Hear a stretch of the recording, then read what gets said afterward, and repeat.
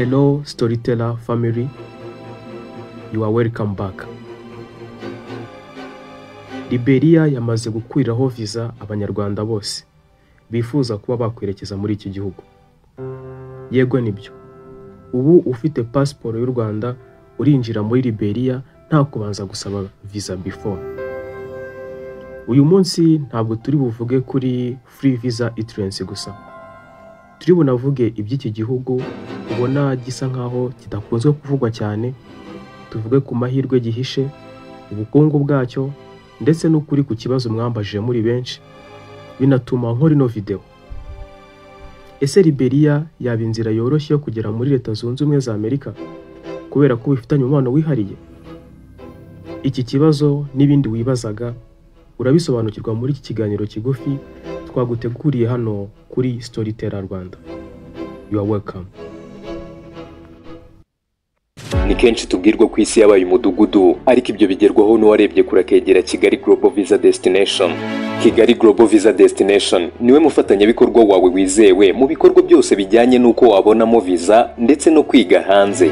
Tugufasha mu gukora application zose zigezweho kuva kuri study admission, tukagufasha kubona visa y'akazi, iyo gusura ahantu cyangwa guhura n'umuryango wawe aho uherereye hose ku isi. Kigali Global Visa Destination dukorera Kicukiro Sonatube mu nyubako ya Silverback Mall muri floor ya 3. Ukeneye ibindi bisobanuro kandi waduhamagara kuri nimero zikurikira arizo 0780 72 89 74 cyangwa se ukaduhamagara kuri 0794 47 05 34. Kigali Global Visa Destination. Study in your dream city. Study in your dream city. Mu kwezi kwa 9 uyu mwaka, u Rwanda na Liberia basinyanye amasezerano ya visa waiver. Ibi bivuze ko iyi visa waiver umunyarwanda ufite passport isanzwe y'inyarwanda ashobora kwinjira muri Liberia nta visa abanje gusaba mbere. Hano ahabwa entry stamp ageze ku kibuga cy'indege cyangwa se kigera ku mupaka uhabwa stamp ikwemera kuba wakwinjira mu gihugu. Singwa kongera gusaba visa. Uru ni urugendo rugamije gufungura amarembo y'ubucuruzi hagati y'u Rwanda na Liberia, ubukerarugendo ndetse n'imibanire myiza. Nanone ni ikimenyetso cyerekana ko u Rwanda ruri kugenda rwagura imibanire myiza ndetse n'ibindi bihugu muri Afrika. Ese tutarebeye Liberia nk'igihugu, ubundi ni iki gikwiriye kudushishikaza kumenya kuri Liberia? Igihugu cya Liberia gihereye mu burengerazuba bwa Afrika ku nyanja ya Atlantika. Iki ni kimwe mu bihugu bike bya Afrika bitigeze bikolonizwa n'abazungu. Cyashinzwe mu mwaka w'1800, gishingwa n'abirabura bari baturutse muri Leta Zunze Ubumwe za Amerika. Ibyo byagize Liberia igihugu gifite ubusobanuro bwihariye mu mateka ya Afrika ndetse n'isi yose muri rusange. Ururimi ruhakoreshwa ni Icyongereza, English. Imico yo muri Liberia iravangavanze. Harimo umuco wa Afrika ndetse n'imigenzi imwe n'imwe ku baturage bagiye baturuka muri Amerika bagenda bazana imico bakuye iyo ngiyo muri Amerika.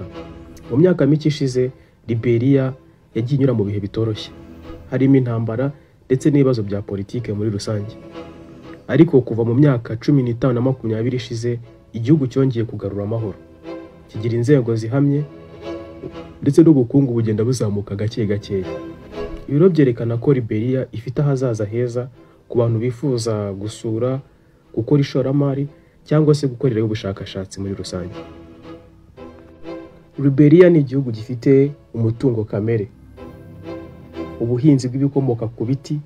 Nagwa nk'urugero nka Liberia nicyo gihugu gitanga ruba nyinshi muri Afrika yose. Uzasanga bafite palm oil ndetse na cocoa. Ku bucukuzi bw'amabuye y'agaciro nabwo bahagaze neza. Iki gihugu gifite zahabu, gifite diamant na iron ore. Iki ni kimwe mu bihugu bifite mineral zone nyinshi cyane. Biro bikaba amahirwe akomeye ku bashoramari bashaka gutangira ku giciro cyo hasi.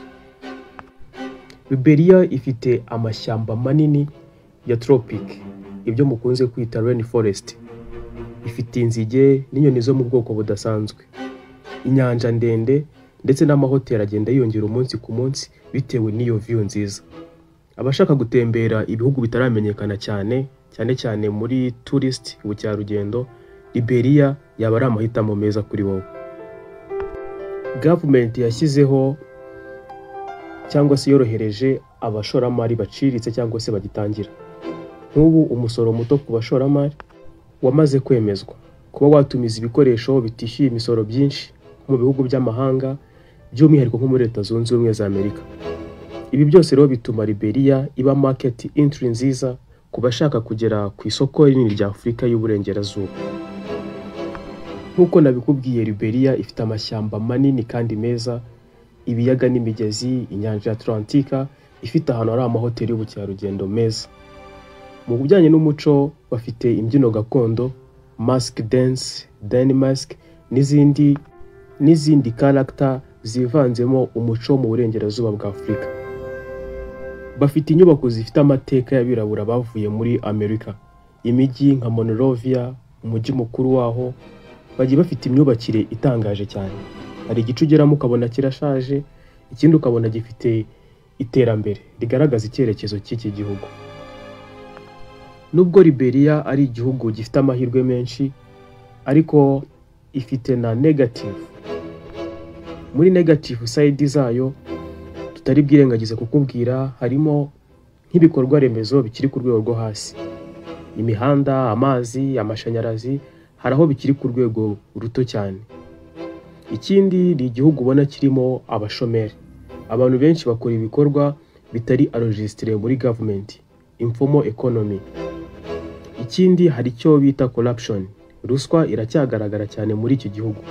Nk'ibindi bihugu byinshi byo muri Afurika, corruption barabishyira ku murongo mu nzego zimwe na zimwe za leta, usanga batarabinoza. Ruswa iracyagaragara ku buryo binatera bamwe mu bashoramari kugira doubt yo kuba bashora imari. Niba wifuza rero kuba waba umushoramari muri iki gihugu, ni byiza kugisha inama, ukaba ufite abunganizi mu by'amategeko no kureba neza politiki yo kurinda umutungo wawe ndetse n'imari ugiye gushora muri iki gihugu cy'amahanga. Reka tugere kuri cya kibazo abantu benshi bagiye bambaza, batese kuba u Rwanda na Liberia bifitanye visa free, bivuze ko kujya muri Liberia ari inzira yoroshye yo kubona visa ya USA, dore ko USA ifitanye umubano wihariye na Liberia. Yego, Liberia ifitanye amateka ndetse n'umubano ukomeye na USA, kubera ko Liberia yashinzwe n'abirabura bari bavuye muri Amerika. Bivuze ko ibi bihugu byombi bifitanye ubushuti ndetse n'amateka akomeye. Kugeza n'ubu bafitanye ubufatanye mu burezi, ubukungu ndetse n'imishinga ya guverinoma. Ariko ibyo ntibivuze ko kujya muri Liberia bitanga automatic visa ya Amerika. Visa ya Amerika igengwa n'amategeko yo muri Amerika. Imiterere y'urugendo rwawe, ubusabe bwawe, ubushobozi ndetse n'icyo ugiye gukora muri USA. Ku rundi ruhande, Liberia ishobora kuba indirect opportunity. Ibyo bishatse kuvuga ko ushobora nko gutangira ubucuruzi bwawe muri Liberia, ugashyiraho ibikorwa byo kohereza ibicuruzwa nko muri leta zimwe na zimwe muri Amerika, AGOA benefit, ugashaka imishinga ifitanye umubano na Amerika. Gusa ibyo byose ntibivuze ko uhita ubona visa automatically. Liberia ni hub yo kwagura ishoramari, ariko mu by'ukuri ntabwo ari shortcut yo kubona visa ya Leta Zunze Ubumwe za Amerika. Ku banyarwanda bashaka kujya muri Liberia, mufatirane ano mahirwe yo gutembera, kwiga ndetse no kwaguka mu bitekerezo. Mugire inyota yo gukomeza kumenya ibihugu bigiye bitandukanye, cyane cyane nabagira inama yo kumenya ibihugu bidakunze kuvugwa cyane. Ku bashoramari, cyane cyane mushaka ibiciro bitari hejuru cyane kugira ngo mutangire business, Liberia ishobora kukubera ahantu ho kuba watangirira. Gusa nanone ukwiye kugira ubushishozi, ukagira abajyanama mu bijyanye no gutangira business ahantu runaka.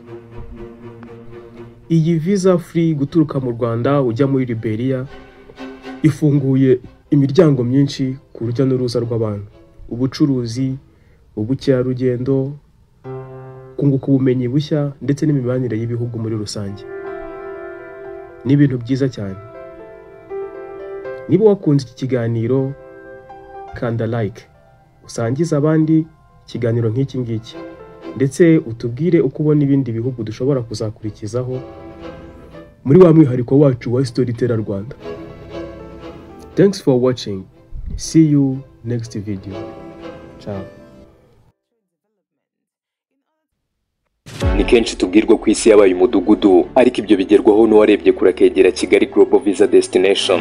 Kigali Global Visa Destination niwe mufatanyabikorwa wawe wizewe mu bikorwa byose bijyanye n'uko wabonamo visa ndetse no kwiga hanze.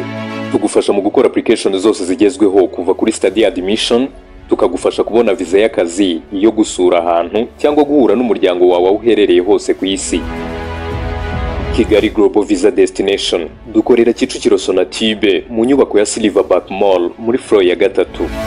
Ukeneye ibindi bisobanuro kandi waduhamagara kuri nimero zikurikira arizo 0780 72 89 74 cyangwa se ukaduhamagara kuri 0794 47 05 34. Kigali Global Visa Destination. Study in your dream city. Study in your dream city.